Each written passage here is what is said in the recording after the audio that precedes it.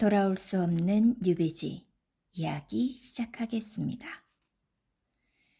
조선 중기 허봉이라는 양반이 있었다.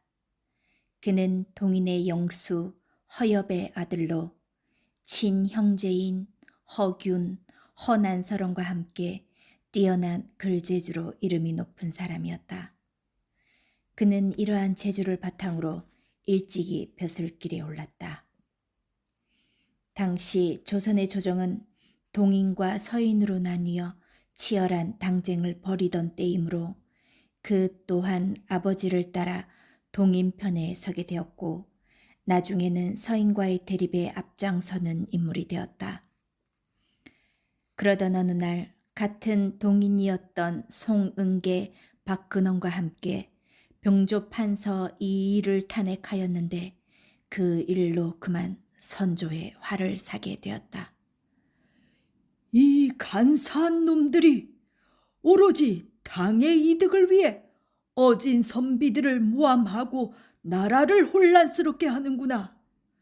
여봐라, 송은계와 박근호는 각각 회령과 관계로 허봉은 갑산에 유배시키도록 하라.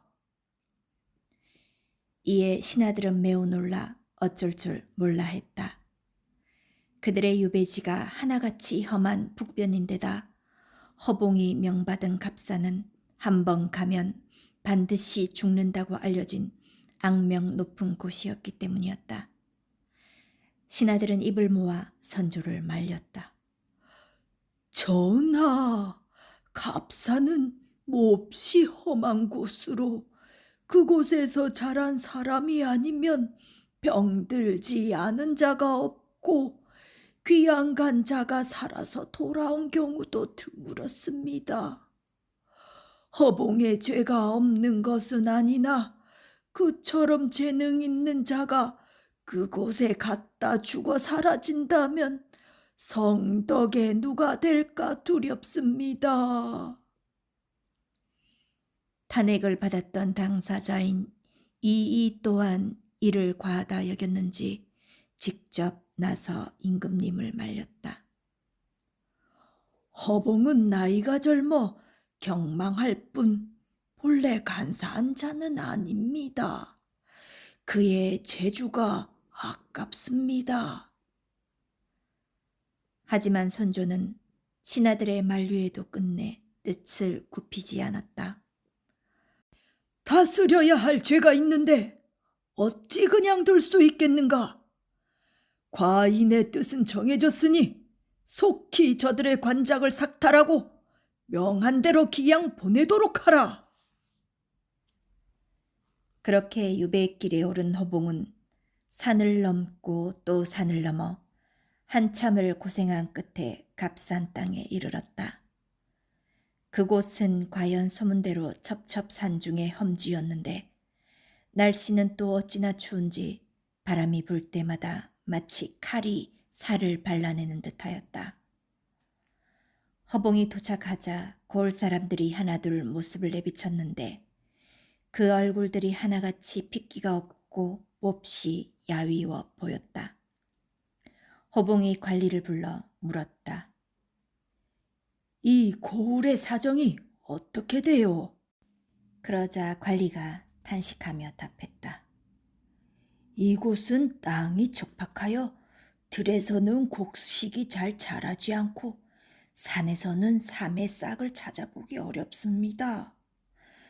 그나마 잡히는 담비에 가죽을 팔아 입에 풀칠을 하려 해도 주어진 역이 무거워 그마저도 남아나는 것이 없습지요.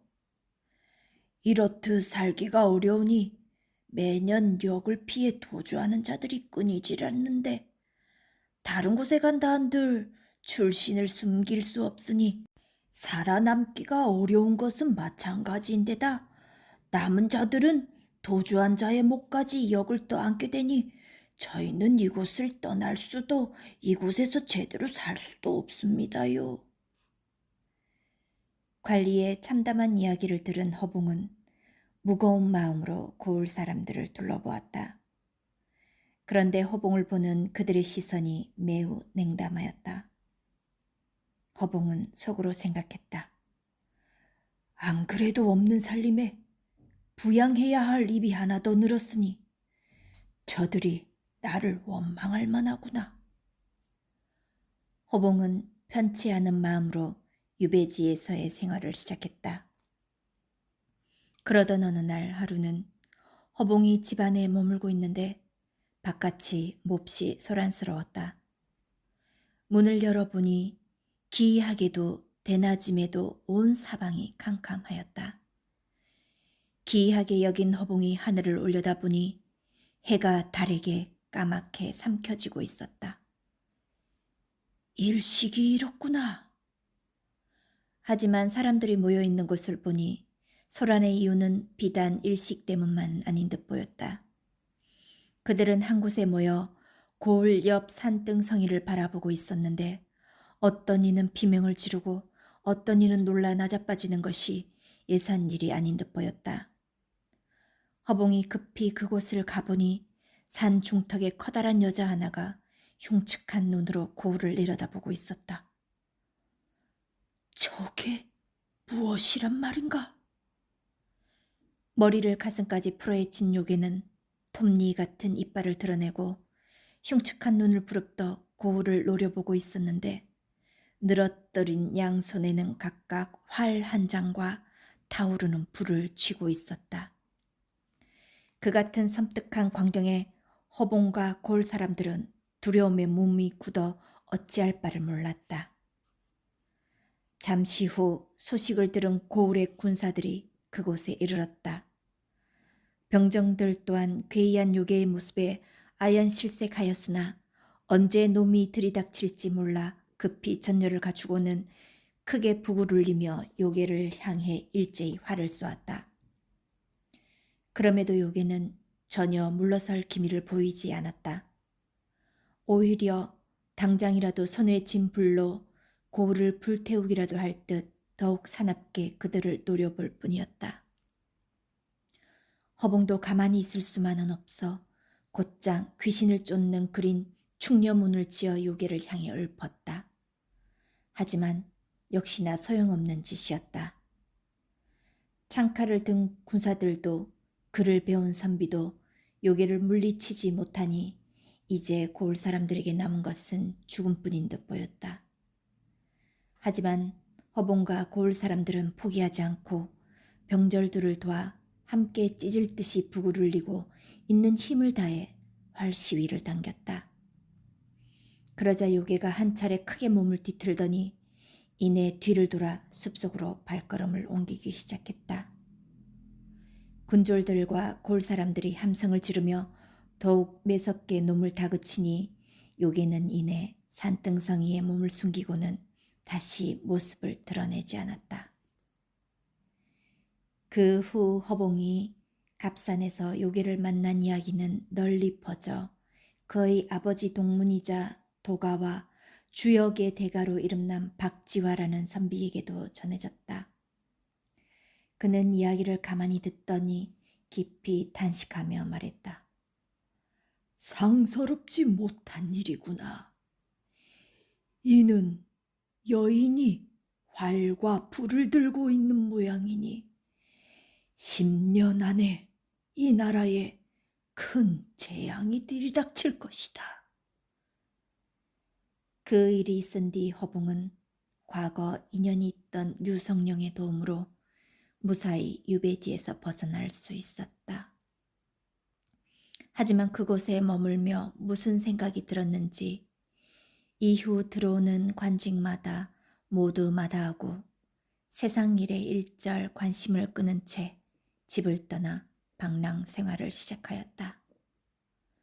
얼마 후 악명 높은 유배지에서 살아 돌아온 것이 무색하게 젊은 나이에 객지에서 숨을 거두었다.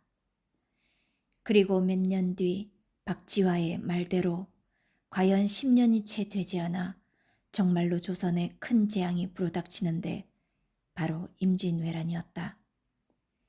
계집 여자와 화를 닮은 사람 인자 그리고 불을 닮은 벼 화자가 합쳐지면 외나라 외자가 되니 그가 바로 본 것이었다.